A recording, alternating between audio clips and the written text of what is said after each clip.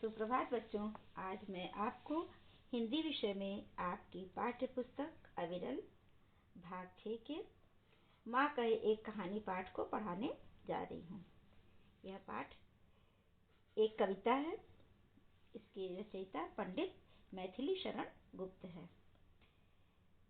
कविता प्रारंभ करने के पूर्व मैं आपको इस पाठ के बारे में बता दूं।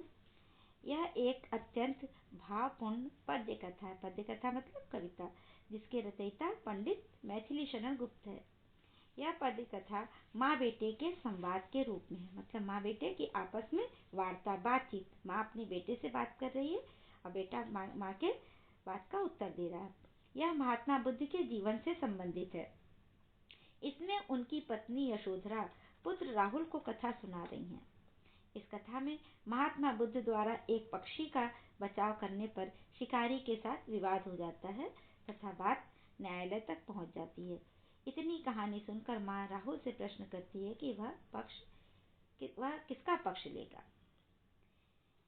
इस पाठ में महात्मा बुद्ध की पत्नी यशोधरा अपने पुत्र राहुल को कहानी सुना रही हैं कि एक बार उनके पिता ने एक पक्षी का बचाव किया था। उसके कारण उनका शिकारी से विवाद हो गया था और विवाद इतना बढ़ गया था कि बात न्यायालय तक पहुंच गई थी। माँ कहा एक कहानी बेटा, समझ लिया क्या तूने मुझको अपनी नानी। राहुल अपनी माँ से कहता है कि माँ तू मुझे कहानी सुना। माँ कौन है? यशोधरा। तो माँ कहती कि क्या तुमने मुझे अपनी नानी समझ लिया। अभी मैंने आपको बताया कि ये पाठ एक संवाद के रूप में, माँ बेटे की बातचीत के रूप में, बातचीत के माध्यम से माँ एक कहानी सुना रही है। मुझे कहती है यह चेती, तू मेरी नानी की बेटी, कि तुम मेरी नानी की बेटी हो। तुम मेरी नानी नहीं हो लेकिन मेरी नानी की बेटी हो, तो मुझे कहानी सुनाओ। कह माँ, कह लेटी ही लेटी, माँ तुम लेटे ही लेटे मुझे कहानी सुना दो। एक राजा था या रानी, माँ कह एक कहानी, या राजा की या रानी की, माँ कोई भी एक कहानी सुनाओ, एक कहानी सुनाओ तुम। तू है हठी मान धन मेरे, सुन उपवन में बड़े सवेरे, तात भ्रमण करते थे तेरे, जहाँ सुरभि मन माने। तब माँ जो है अपने पुत्र से कहती कि तुम बहुत हठी हो, तुम बहुत ही जिद्दी हो, चलो मैं तुम्हें एक कहानी सुनाती हूँ। ये उस समय की बात है कि जब तुम्हारे पिताजी उपवन मतलब बगीचे में सुबह टहल रहे थे। तात मतलब पिता, भ्रमण करना मतलब टहलना। प्रातःकाल सभी लोग टहलते हैं, वैसे ही यशोधरा अपने पुत्र से बता रही कि जब तुम्हारे पिता प्रातःकाल बगीचे में टहल रहे थे, भ्रमण कर रहे थे, जहाँ सुरभि मनमानी, जहाँ पे सुगंधित वायु बह रही थी, जहाँ सुरभि मनमानी। हाँ माँ यही कहानी। राहुल कहता हाँ माँ यही कहानी सुनाओ। वर्ण वर्ण के फूल खिले थे, झलमल कर हिम बिंदु मिले थे, हल्के झोंके हिले मिले थे, लहराता था पानी। माँ यशोधरा अपने पुत्र राहुल से कहती हैं कि उपवन में रंग रंग के फूल खिले थे, सुगंधित पुष्प खिले हुए थे और उन पुष्पों पर झलमल कर हिम बिंदु मिले थे। झिलमिलाते हुए छोटी छोटी ओस की बूंदें पड़ी हुई थीं, हल्के झोंके हिले मिले थे, लहराता था पानी। और जब हवा के झोंके से फूल हिलते थे तो ऐसा लगता था कि जैसे पानी लहरा रहा है, लहराता था पानी। हाँ हाँ यही कहानी। तो पुत्र कहता माँ पानी लहराता था क्या? वाह बहुत अच्छी कहानी है, तुम यही कहानी सुनाओ।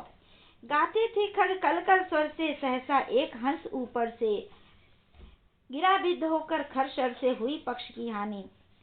तब माँ ने आगे कहानी को बढ़ाते हुए कहा कि गाते थे खड़ कल कल स्वर से।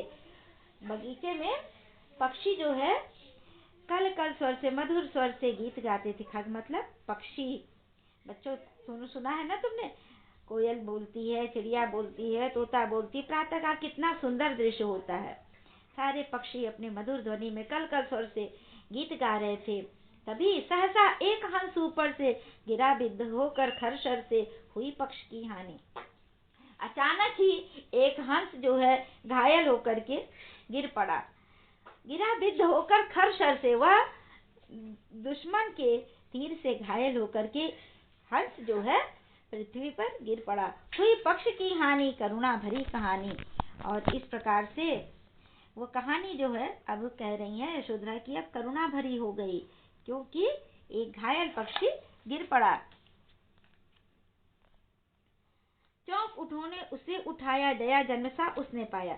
चौंक उन्होंने मतलब यहाँ पर उनके पिता महात्मा बुद्ध के लिए माता यशोदा ने कहा कि तुम्हारे पिता ने उसे चौंक करके उठा लिया। उस घायल पक्षी को तुम्हारे पिता ने उठा लिया और नया जन्म सा उसने पाया और उसे बहुत प्यार से अपनी गोद में रख लिया। प्यार भरा स्पर्श पा करके उस पक्षी को ऐसा लगा कि उसे जीवन दान मिल गया हो। इतने में आखेटक आया लक्ष्य सिद्धि का मानी। इतने में ही आखेटक वह शिकारी आ गया जिसने कि उस पक्षी को तीर मारा था और लक्ष्य सिद्धि का मानी। उसने कहा कि ये मेरा लक्ष्य, मैंने इसको शिकार बनाया है तो इसलिए घायल पक्षी मेरा है। कोमल कठिन कहानी। अब ये कहानी और भी कठिन हो गई क्योंकि उस घायल पक्षी को शिकारी मांगने लगा कि मैंने इसको शिकार किया है, ये पक्षी मुझे दे दो। मांगा उसने आहत पक्षी तेरे तात किंतु थे रक्षी। और शिकारी जो है घायल पक्षी को मांगने लगा कि मुझे दे दो। तेरे तात किंतु थे रक्षी, तात मतलब पिता, रक्षी मतलब रक्षक। किंतु तुम्हारे पिता ने उस घायल पक्षी की रक्षा की थी, उसको बचाया था। तब उसने जो खग पक्षी हट करने की ठानी। तब वो जिद करने लगा। खग पक्षी, उस खग पक्षी को मारने वाला, पक्षी मतलब भक्षण करने वाला, वह शिकारी उस घायल पक्षी को मांगने की जिद करने लगा कि अब आप मुझे दे दीजिए। हट करने लगा, हट करने की ठानी। अब बढ़ चली कहानी। राहुल कहता उसने हट कर लिया माँ, वो हट करने लगा कि पक्षी मुझे दे दो। चलो माँ आगे कहानी सुनाओ। अब हुआ विवाद सदैव निर्दय में, उभय आग्रही थे स्व विषय में। गई बात तब न्यायालय में, सुनी सभी ने जानी। हुआ विवाद सदैव निर्दय में। माँ कहती है कि अब विवाद सदैव निर्दय, सदैव मतलब दया से भरा हुआ, दयालु, और निर्दय मतलब निर्दयी। अब निर्दयी और दयालु दोनों विपक्षी दलों में विवाद होने लगा, झगड़ा होने लगा। दयालु कौन था? तुम्हारे पिता। और निर्दयी कौन था? वो शिकारी। तो अब दोनों में विवाद होने लगा। तुम्हारे पिता पक्षी को देना नहीं चाह रहे थे क्योंकि उन्होंने घायल पक्षी को बचाया था और वो शिकारी को इसलिए नहीं देना चाह रहे थे कि पक्षी घायल अवस्था में है, इस समय हमें उसकी सुरक्षा करनी चाहिए। लेकिन शिकारी इस जिद में था कि मुझे वो उस पक्षी को लेना है क्योंकि मैंने उसका शिकार किया है।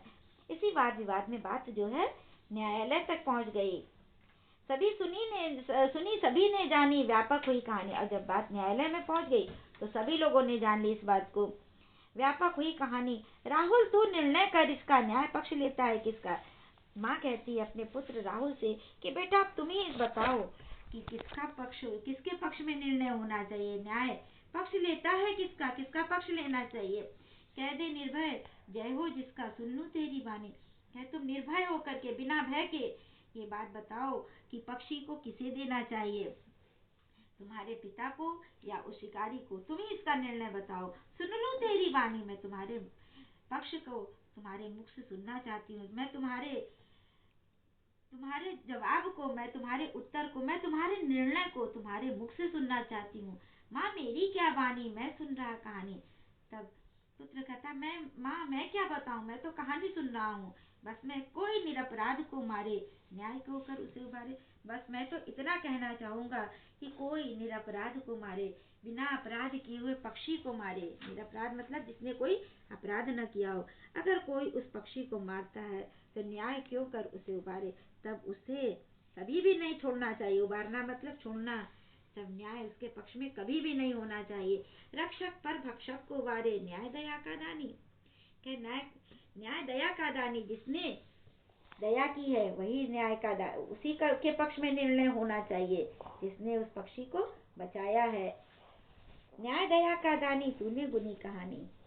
तब माँ कहती कि हाँ बेटा, न्याय दया का दानी, जिसने दया का दान किया है, जिसने पक्षी की रक्षा की है, उसके निर्णय में, उसके पक्ष में न्याय होना चाहिए। तुमने गुनी कहानी, तुमने सही कहा, तुमने गुनी कहानी। इस प्रकार से मैं इस कविता का भाव मैंने आप लोगों को समझा दिया कि इस कविता में एक घायल पक्षी की बचाव की थी महात्मा बुद्ध ने। एक माँ अपने पुत्र को कहानी के बारे में बताती कि कैसे उसके पिता महात्मा बुद्ध ने पक्षी को बचाया था। तो इस प्रकार से हमें पक्षियों पर दया करनी चाहिए बच्चों। सबसे बड़ा तो भाव आप लोगों को ये मिल रहा है, इससे सीख मिल लेनी चाहिए कि हमें पशु पक्षियों पर दया करनी चाहिए, हमें उनको नहीं मारना चाहिए। इसके बाद मैं आप लोगों को गृह कार्य दे रही हूँ। गृह कार्य में मैंने आपको प्रश्न के उत्तर लिखने को दिया है। धन्यवाद बच्चों।